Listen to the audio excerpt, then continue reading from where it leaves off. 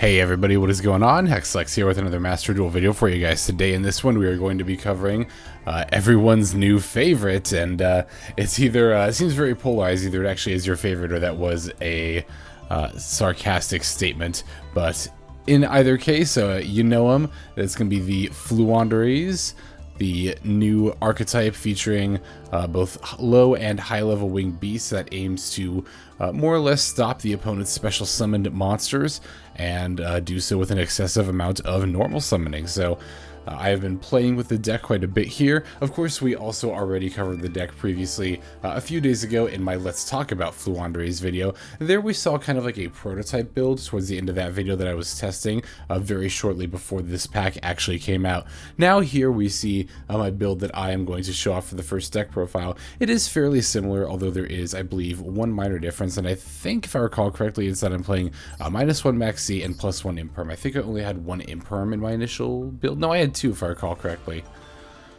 So I don't recall off the top of my head exactly which card I have included, because I'm pretty sure I did have 3 Maxx in my initial builds, but I decided to only opt for 2 in this one.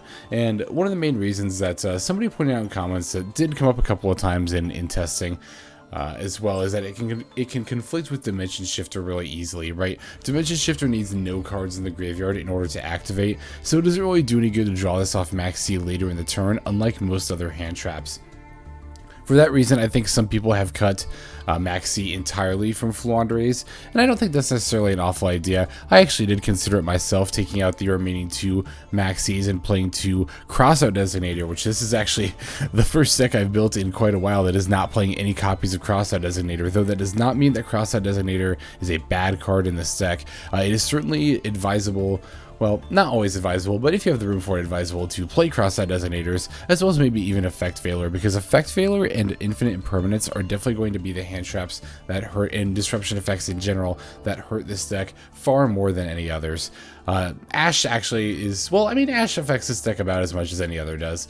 Ash is capable of stopping some of this deck's plays, but the big ones, again, are going to be Valor and Imperm, so you're going to want to watch out for those. We are playing the Book of Moons to kind of mitigate that, however, and honestly, Book of Moon is not only good for mitigating that, but is also just a very, very good disruption tool. You'll see in the games that I'm going to show you all that the Book of Moon actually comes in handy multiple times as a way to shut down the opponent's plays and keep them from gaining any amount of momentum on their board, forcing them to pass back to us after only playing minimal cards, allowing us to get back ahead and get back into the game. So Book of Moon all this time later, and it's funny because, you know, as a Yugi boomer, you know, Book of Moon is a disruption tool that I've played with a fair bit, and still after all this time, it is honestly more or less as good as its job as it used to be, I think. So yeah, otherwise the build is fairly standard. You know, we're playing obviously 3 of each Robina and Eglen, 1 of each Stri and a Token. You could play a second Stri if you wanted to.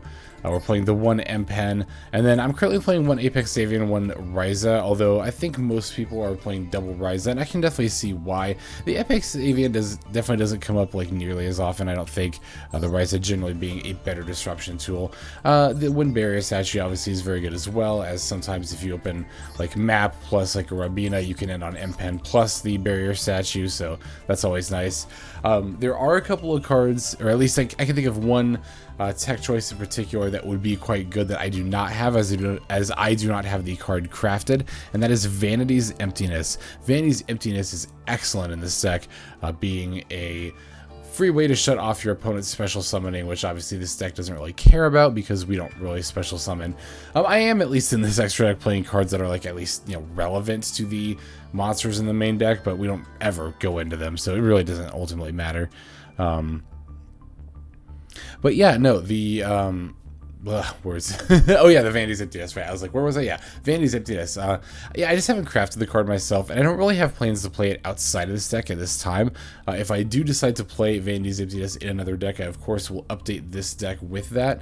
Yeah, just for the purposes of testing this deck out, I'm just going to test this current iteration without Vanity's Emptiness, though I did see quite a few comments suggesting it, and I do want to reiterate there that the card is definitely fairly good in the deck. I just haven't crafted it yet myself. playing the 3 dualities as well as the 3 Pot of Prosperities as well in order to get as many excavating effects as we can get into the deck. Excavating in general being better than drawing off of like desires, for example here. One, because we run a fair amount of one of, especially our higher level winged beasts, so we definitely don't want to banish all of those, but mostly when we are using the Pot of Duality and, you know, basically using these like efficiency, like hard draw / search effects, we really are looking for like usually specifically Robina, as opposed to wanting to get a whole bunch of card advantage necessarily. So that's why I think duality and prosperity are particularly good in this deck. That's also why I'm not using like extravagance and desires here. Extravagance I did think about, and it's not bad to have like maybe a copy or two. Maybe to do like 3 duality, 2 prosperity, 2 extravagance or something like that, but that seemed a bit overkill for me, so I'm just going with 3 duality and 3 prosperity here. Alright, so that more or less covers the build.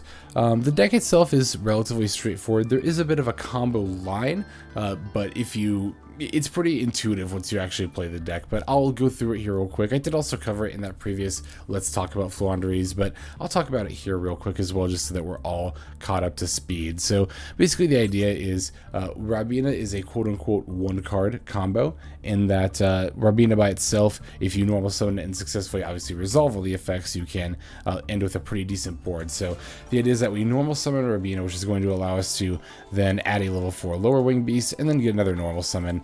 We use that to grab the Eglen. Eglen could do the same thing except grabbing level 7 or higher wing beast. We then grab Empen, tributing Eglen and Robina in order to summon the Empen, who then searches the Floowandereeze and Dreamtown.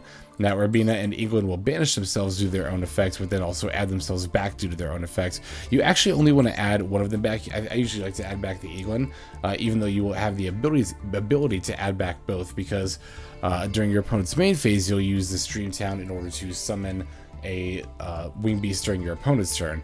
Because what you can do is you can summon the Eglen, and then the Robina that's still banished will activate, and you can do that to chain block around Ash, so your opponent can't use Ash on Eglen during their turn. Then you can, summon the Robina, and then get, searches for a lower and high level winged beast. From there, you'll get either Raiza or Apex Avian for disruption, because again, this is the summon that we're doing off of Dreamtown on the opponent's turn. Raiza, again, as I talked about earlier, tends to be better disruption, being able to loop the opponent, not only putting, stacking cards back to the top of their deck and ensuring that they'll have dead draws, and also, obviously disrupting their combos, but you can also loop cards from your graveyard back to the top. Again, I touched on this in the previous video, but you can use a loop with Dimension Shifter to keep recycling back to the top to perpetually put your opponent under the Macrocosmos type effect. And then, of course, the Apex Avian's got the Omni Negate, which is still very good, but again, the Raiza tends to be a little bit more useful. Well, not even a little bit. It is just more often than not you do go for Raiza as opposed to Apex Avian. So we will be seeing examples of this, as well as some other kind of lines of play in the games that I've got coming up for you. But as always, we're going to first run through the list card by card here before we jump into some gameplay. So we are playing 3 Floowandereeze and Robina, 3 Floowandereeze and Eglen, 1 Floowandereeze and Stri, 1 Floowandereeze and Toccan, 2 Maxx, 3 Ash Blossom and Joyous Spring, 1 Barrier Statue of the Storm, 3 Dimension Shifter, 1 Mist Valley Apex Avian, 1 Raiza the Mega Monarch, 1 Floowandereeze and Empen, 1 Harpie's Feather Duster, 1 Terraforming, 3 Pot of Duality, 3 Pot of Prosperity, 3 Floowandereeze and the Magnificent Map, 1 Floowandereeze and the Unexplored Winds, 3 Book of Moon, 2 Call by the Grave, 2 Infinite Impermanence, and 1 Floowandereeze and the Dreamtown.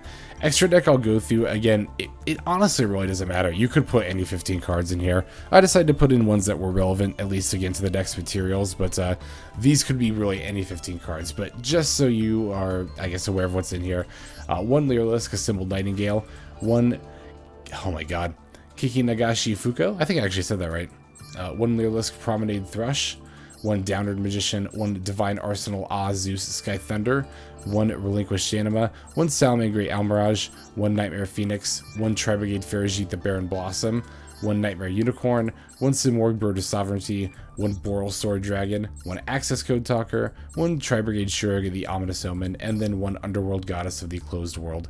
I guess if you were to include another fringe, possibly usable extra deck monster that I don't have, you could play Link Karibo. I don't own a Link Karibo, so it's not in here, but you could, again, the extra deck will literally, well, I don't know literally, but it'll almost 99.99% of the time never come up anyway, so don't stress about it either way. You could just jam 15 random cards in here if you really wanted to, but yep, that's about all I've got to say about the deck itself. Now let us go ahead and take a look at some gameplay. Alright, so this first game that we're going to be taking a look at here is against everyone's new favorites, quote-unquote Tier 0. At least I've seen people call it Tier 0. It's Adventure 10E.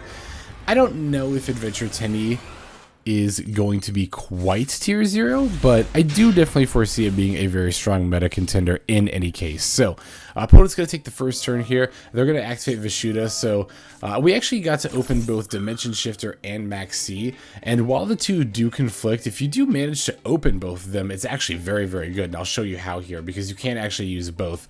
Dimension Shifter we have to activate first because it can only activate if you have no cards in your graveyard. But remember, just because we've activated it doesn't mean it's resolved yet, so cards aren't being banished just yet. And this is being chained in response to the revealing of Vishuda. So, in addition to the Dimension Shifter, I will also be activating my Maxx here in order to ensure that I can resolve both effects. Now, not only do I get a draw off of, at the very least, this special summon, so I get to cycle the Maxx to get a potentially better draw like this Ash here, but then I get to put my opponent under the Dimension Shifter as well.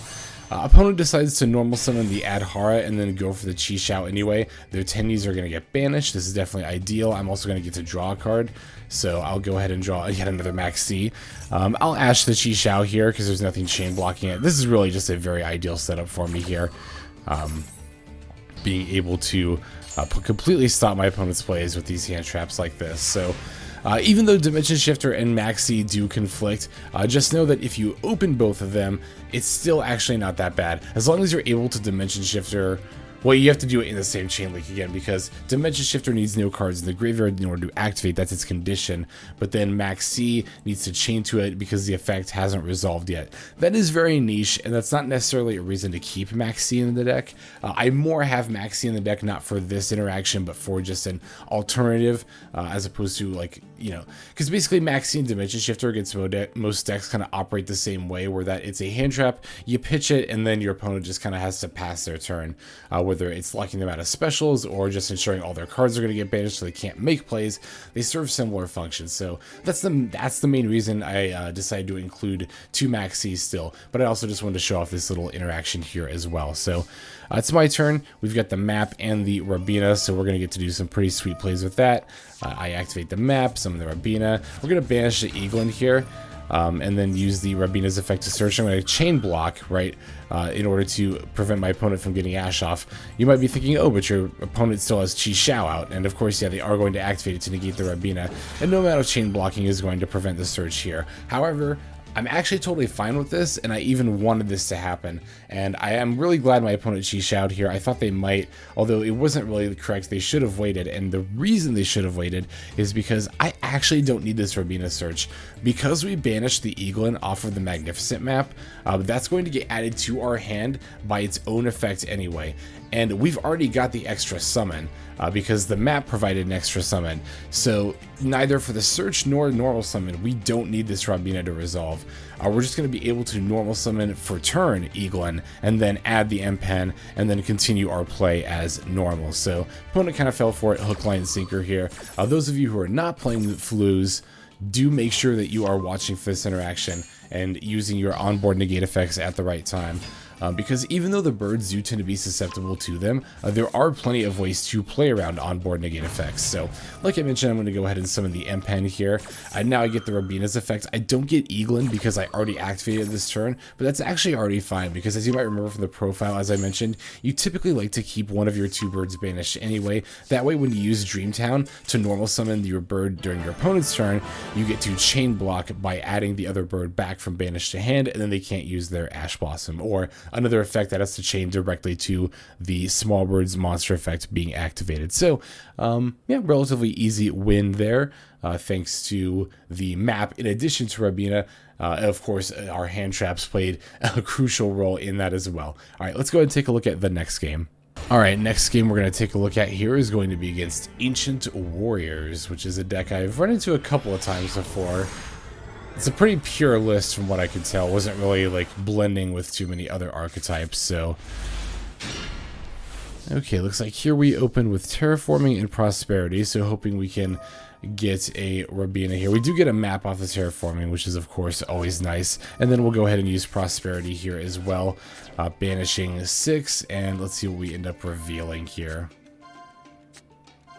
And yep, there is the Robina, so we are going to end up with the map plus Robina play. Once again, I'll activate the map, use the map, getting an extra summon for the Robina, and sending the Eglen. Now, even if the opponent has a response to Robina, by negating it, like with like an Imperm or something, that's not going to ultimately end up mattering here. Opponent has no such response, so I get to add the Eglen and then the extra Wing Beast as well. I like to grab the Barrier statue because we'll be able to normal summon it at the end with Empen. Well, even if we didn't have the Empen extra summon, with this particular hand, because we used map to get our play started, we still have our normal summon for turn. So either way, we're going to be able to summon that Barrier statue. Once again, we can chain block to play around like an Ash or something here. This time I'll add the Unexpected Winds because I've already got the Dream Town in my hand. And I can even use the Unexpected Winds. Or sorry, no, actually I can't use the Unexpected Winds effect right now. But we'll set the Book of Moon in the Dream Town and then pass over to the opponent. They're going to activate Extravagance, so it does appear to be some sort of anti-meta or stun deck. I guess Ancient Warriors is kind of a stun deck, but not really. Just more doesn't rely on special summoning from like the extra deck as much. So the Barrier statue gets negated. Not that it really matters. Well, I guess it does kind of matter because a lot of the Ancient Warriors are wind, but not all of them. I guess this one right here is water. But there's the Loyal. Oh my god, I played that card in the normal Rare Festival. I can't remember what the name is though. I could click, but I know that monster needs. Wait, what are the conditions again? Now I'm actually curious. Doesn't it need them to have no monsters on the field? Yeah, if only the opponent controls a monster, so that's right. They're not going to be able to play it anyway. Okay, here I make a minor misplay. I use the Unexpected Winds on the Continue spell. Didn't want to send the monsters so my opponent couldn't special. They just added, but lo and behold, if I'd actually read 3 visits, I would have realized that they get to summon a monster from their hand when it's sent to the graveyard. It's still actually not that big of a deal, though. It's ultimately not really going to matter here. So we do have the Apex Avian set up here. I know I said I more often go for Raiza, but this was kind of a situation where Apex Avian was, I thought, a little bit better here. Again, I didn't want to just clear all the monsters off the board because then that Loyal Yan, I think it's called, would have just come down for free. So ultimately just opted to go again for the Avian. So now my opponent's going to go for the Zodiac play. It's pretty obvious to me they're going for a Zeus, but fortunately we've got the Book of Moon face down, which again, we may be playing as, you know, kind of like a nobleman, or not nobleman, a cross-out designator for Valor and Imperm, but again, it actually makes very good disruption, as here we're able to use it to put the Zodiac Borbo face down, thus preventing it from attacking, and thus preventing us from getting Zeused. So definitely nice to be able to save ourselves like that. So yep, that does it for this duel here. Let's go ahead and go into the next one. All right, this game is going to be against a Brigade Zodiac variant that was also playing Adventures, which I've kind of considered, but I gotta try putting that list together. I've only tried like theory crafting it in my brain. I haven't actually like gone into the deck builder and tried to build it out. I just don't know. Yeah, I don't know. I just feel like it's going to be trying to jam a lot of cards into one deck, but maybe we can make it work. Who knows? I'll try.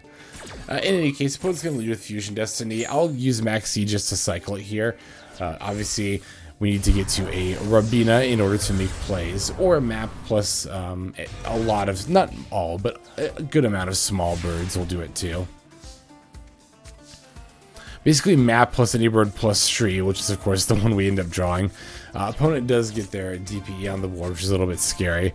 We'll use the Prosperity here in order to try to dredge up an answer.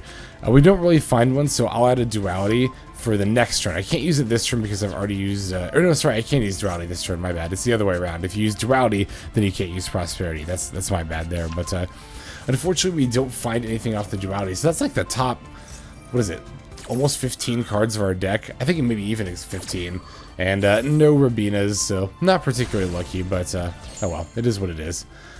We'll use the Imperm here. I want to bait the DPE into the graveyard so that I can call by it, and then I won't have to worry about it anymore.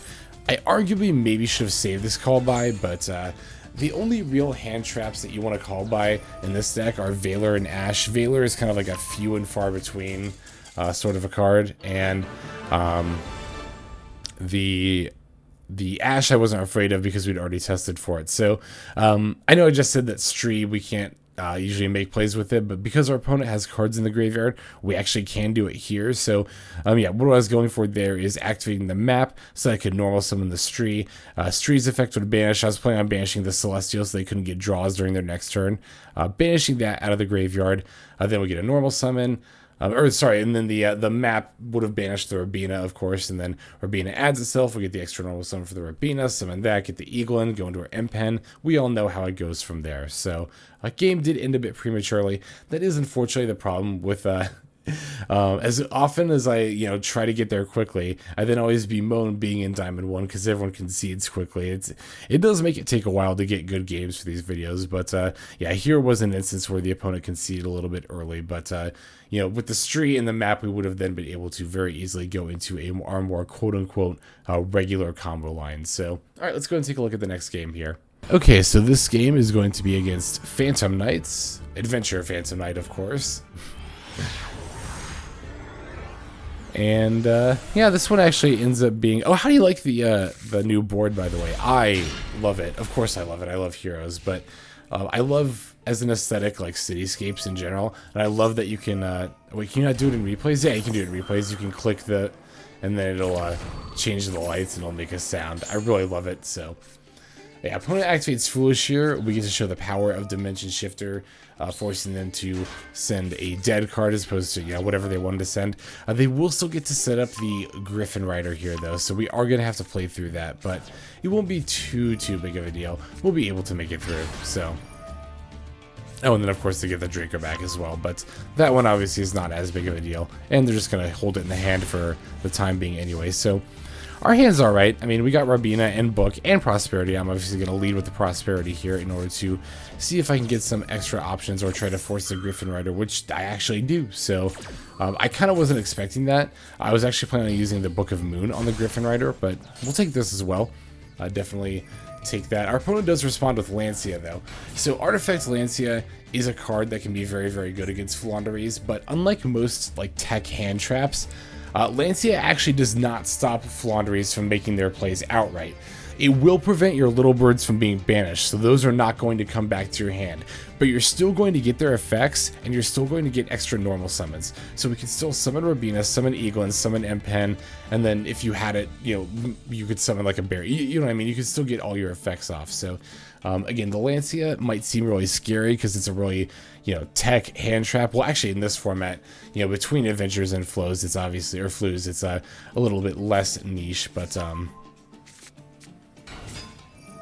in any case here, yeah, we're going to get the Robina for the Eglen. I'll add the Raiza because we've already got the Empen, but yeah, as you can see, we're still just going for normal plays. Now, again, as you saw, the little birds did go to the graveyard, but it's ultimately not going to be that big of a deal.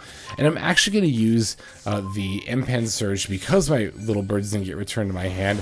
I'm going to use the search in order to add, I'm going to use this search in order to add the Unexplored Winds. Because I'm not going to have the little birds to summon off of my Dreamtown anyway, and I had, two winged beasts that I wasn't really planning on doing anything with. I'll grab the Unexplored Winds and then use a second effect to shuffle them back, and as you can see, that really paid off because I got an Eglen and a map. So I already have really awesome plays lined up for next turn already, and I've got a Book of Moon that I can use either for protection or disruption. I can then battle with, and I've still got the Empen out too. Bear in mind, this of course is a floodgate in and of itself, being able to force the opponent to put anything in defense mode. They special summon if they want to use its effect, but I'll throw on the Book of Moon in addition to that here too. So, opponent's going to activate Rhoda, reinforcement of the army here in order to get Silent Boots. Now here I'm thinking about Book of Mooning whenever they summon the Torn Scales, because I thought maybe they were going to lead by normal summoning that. But they do actually just go straight for the Fateful Adventure, discarding the Silent Boots in order to get a Rite of Armistice. Now tokens cannot be put face down, so Book of Moon is not going to be very helpful here. Otherwise, obviously, I would just book this token, so that way the Dracoback and the Griffin Rider both wouldn't be able to activate. Or I guess the Griffin Rider won't be an issue because they the Fatefold for the Water Enchantress. They are going to set the Shade Brigandine and then go into, what is it, Link Spider? Yeah, Link Spider. So I do think that they're going to go for some, amount of shenanigans here. So when they normal summon the Ash, I just go ahead and Book of Moon that face down, because I know they can't go for Vert Anaconda that needs effect monsters, and I don't think there's really much else they can do if I book the Ash here. So yeah, we're just going to book the Ash, put it face down as soon as I see that come down on the board. Once again, Book of Moon, like I said, not only protection for us, but still an excellent disruption tool. Now here I can summon the map, and I even top decked a Robina, so it doesn't even matter that I had the Eglen as well, but even if I hadn't topped Robina, I still could have revealed Eglen, used my extra normal summon Eglen, and then banish Robina, and then of course, add the Robina back, use the Eglen effect to add a big bird, and then a big bird. Now I'm actually just literally picturing a big bird from Sesame Street, but yep, fairly standard combo line there. So I've got one more game to show off here. Let's go ahead and jump straight into it. Okay, last game we're going to see for this video is going to be against a Skystriker deck. So got a nice little fun variety of decks that we played against with Floos here. And you see we open fairly decently here. We get the Robina. So this actually is going to show off the quote-unquote one-card combo line, right? Where the other lines, actually every other line, and now that I think about it, was like a bird plus map line. But what if you don't have a map? We could still make plays with just the Robina. So as you can see, we used Robina to add the Eglen here. Now we can normal summon the Eglen, use the Eglen effects to add the Empen. We'll get another normal summon, so we tribute the 2 small birds for the Empen. The 2 small birds will activate to add back to hand, and with Empen we will be adding the Dreaming Town. Now we'll set the Dreaming Town, or actually we're not going to add back the Robina, we're only going to add back the Eglen. That's the chain block during our opponent's turn, right? So then we'll set the Dreaming Town and pass. That doesn't look like a lot, but it actually is far more than enough in order to make some serious plays during our opponent's turn. They're going to activate the Rhoda here. Now, had I realized there were Skystrikers, I would have activated Dimension Shifter in response to the Rhoda, but instead I'll activate it in response to the Upstart Goblin here, because obviously I don't want these spells to go in the graveyard, I want them to get banished, but unfortunately our opponent has the Call By here, so they're not only going to get to set up 3 spells in the graveyard, but in addition to that, our Dimension Shifter won't be banishing stuff this turn. So then they activate the Engage, and I Ash in response, and then I believe after this, yeah, they concede. So once again, kind of the curse of trying to find gameplay in Diamond 1, but again, that does at least get to show off what to do on turn 1 if you only have the Robina. And again, what the plan is when the opponent has more things to disrupt, or if I wanted to summon Apex Avian, but I was planning on just summoning Raiza a little bit later. When the opponent has things I want to put back with Raiza, I'll flip up the Dream Town, summon the Eglen, activate Eglen, chain the Robina, Robina add back, Eglen add Raiza, get an extra normal summon the Robina, Robina adds something, probably just a barrier statue, doesn't really matter, get an extra normal summon the Raiza. Again, these normal summons happen immediately one after the other, so the opponent is not going to have a chance to play cards in between them.